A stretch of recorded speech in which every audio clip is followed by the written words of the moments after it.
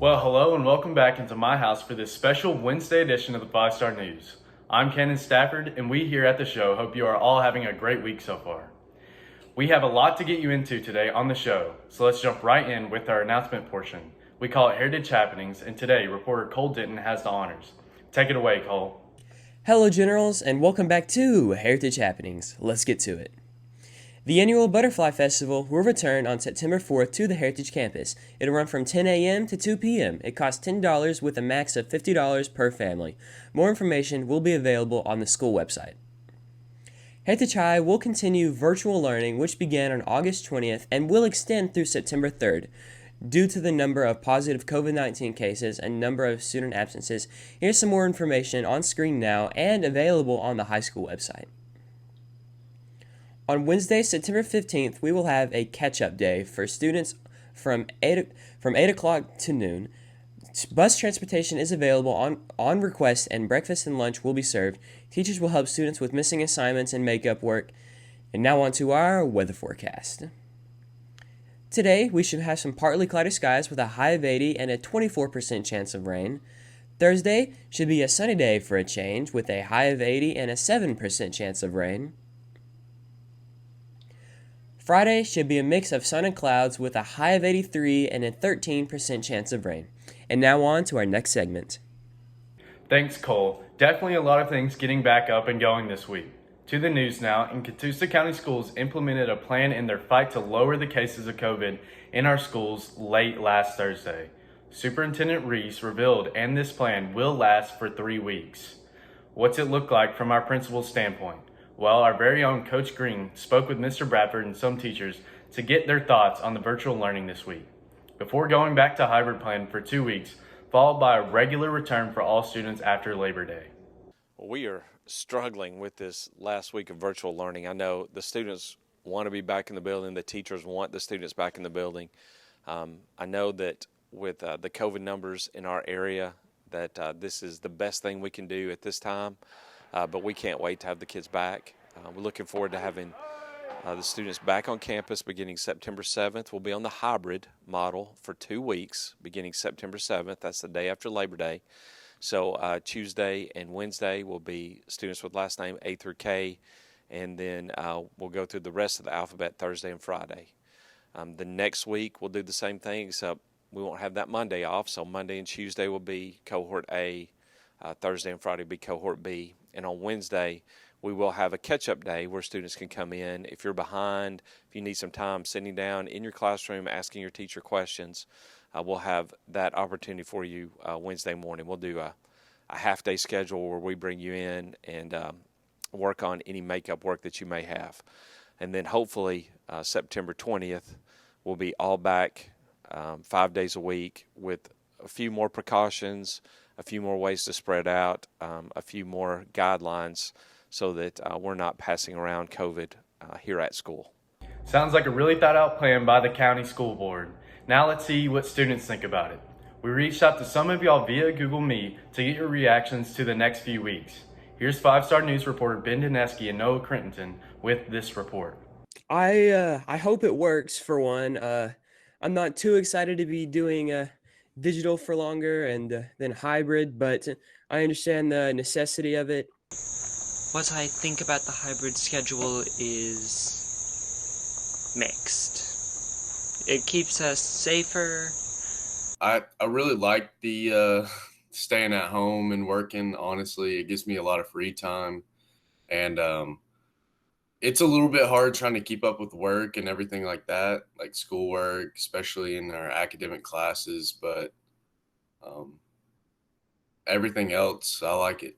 I miss being able to communicate with friends more. Like I can just call them on my phone right now if I wanted to, but like mostly, having like lunch with all of them or like, and plus doing assignments in class. Like I know I don't like miss it 100%, but like I would like rather be doing that than at home where I'm distracted mostly by my dog who is currently laying under that chair over there right now.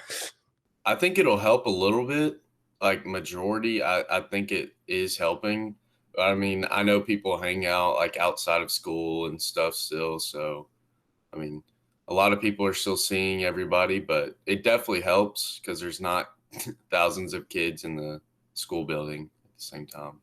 Because you're able to have your teachers explain something more clearly, and you can see more of your friends. Seems like most students are on board and ready to get back to the normalcy in a few weeks. Time to catch a quick commercial break here on the show, but stick and stay because when we return, Carson Green and Tate Thomas will be here for sports. Game highlights from volleyball and softball, and a preview of the big season opening football game Friday night against Temple. Attention students, are you looking to add to your Heritage High School t-shirt collection? Well, look no further because our esteemed FFA department has created yet another beaut. This one is a golden soft style t-shirt and it comes in two colors, mint green or heather Irish green, and the established in 2011 refers to the year our FFA chapter received its national FFA charter. Each shirt is $15 and you can pay at this link or you can Venmo Megan Handy. You can do that at Megan-Share-2 and the last two digits of our phone number would be 9402. Order now while supplies last. Welcome to sports, everybody. I'm Tate Thomas. He's Carson Green, and we have a lot to get to in this week's edition of sports. Sure do, Tate, and we'll start you off with volleyball as our girls traveled down to North Forsyth, Georgia over the weekend for a pretty good tournament. Yep, this is a good chance to gauge our team against some unfamiliar competition. Our ladies played pretty good, too. How good? Well, let's find out from sports reporters Ryan Heat and Hayden Johnson. We started a little slow in the morning in pool play. I'm not sure if we were tired from the night before, whatever the case may be. And so we found ourselves going into the silver bracket. And at that point, we really had to make a decision about if we wanted to actually play. We were already there, had already been there for several hours at that point. So the girls decided that they were going to focus a little bit better. I made a few adjustments to the lineup, and then they were able to win those last three matches and end up as the silver bracket winners. So we started off slow, like she said, and timid. Didn't really play our best, but I think we really pulled it together at the end when it really needed to be pulled together. Like I said, slow and timid, but it was really good of us to pull it together as a team and play as a family at the end. So silver is not the best, but we're getting there. You have to be tested to know what you're made of, and so when you play teams that are as good as you, maybe even better than you, or even when you lose to a team that's not as good as you, you learn a lot about who you are as a team. And so early on in the season, I think that's helpful. And I just hope that we can learn from it and carry that mentality into when we actually start region play this week. We played like 6, 7, 8 teams from Atlanta. They were so put together, so it made us compare ourselves to them, showed us what we needed to work on and all that stuff. Silver bracket champs is pretty good. Keep up the good work, ladies. To softball now, and it seems like it's been months since Coach Crawford's girls have taken the field for a game this year. Well, Carson, that's because the last game they played was on August 6th, a 9-0 win versus Ringgold. Man, it's good to see that they were back in action on Monday night. The Lady Raiders of Southeast Whitfield came calling for a region matchup. Yep, and our ladies showed no rust at all, scoring 10 runs in the first inning. And that, my friends, was basically ball game. Here's my partner Tate with the game recap. It was great to be back on the field and play somebody besides ourselves. The girls, I think, were ready to play. It's been 2.5 weeks since we played. They came out, bats were rolling out there. The energy was good. We had really great at bats, and we've been working on that the past 2 weeks. So I was glad to see us transition from what we've been working on in practice to a game. I mean, a region game is always serious. Every game matters, and I think our approach was to go and play our game and work on things that we can control and just get better as a program, as a team, and, take those things and continue moving forward. And, we're going to take those things from the game yesterday and work on them today in practice. So it's good just to get those reps. I've been very impressed with our freshmen. They have kind of taken everything we've thrown at them and just ran with it. I can't wait to get, to play more games just to see how much they improved.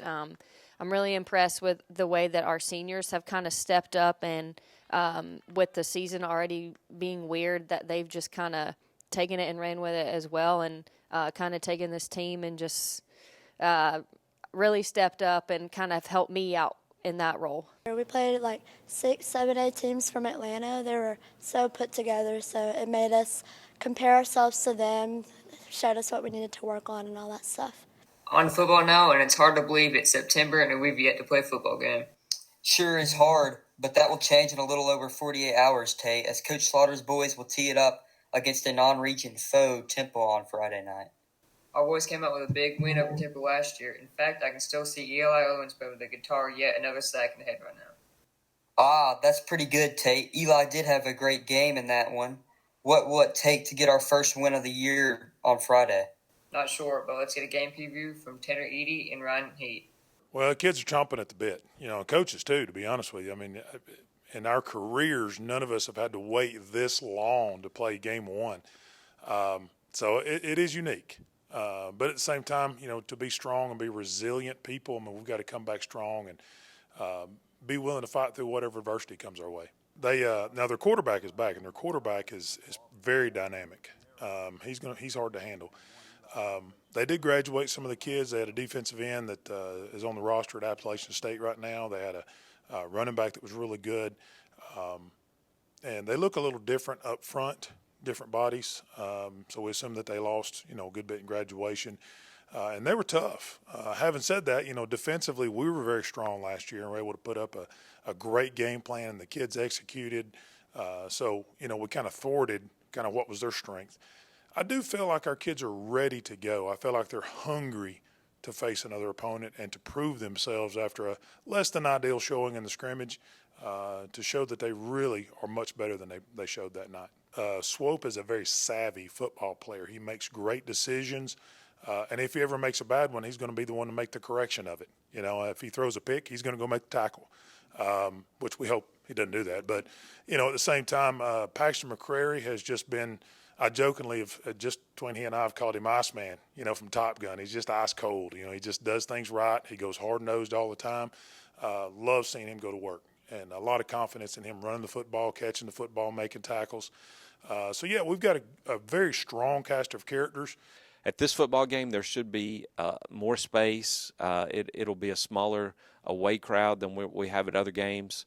We're putting the band, taking them out of the stands and putting them back in the end zone just to make more space in the stands so that you can spread out. So if you have the ability to spread out, please do that.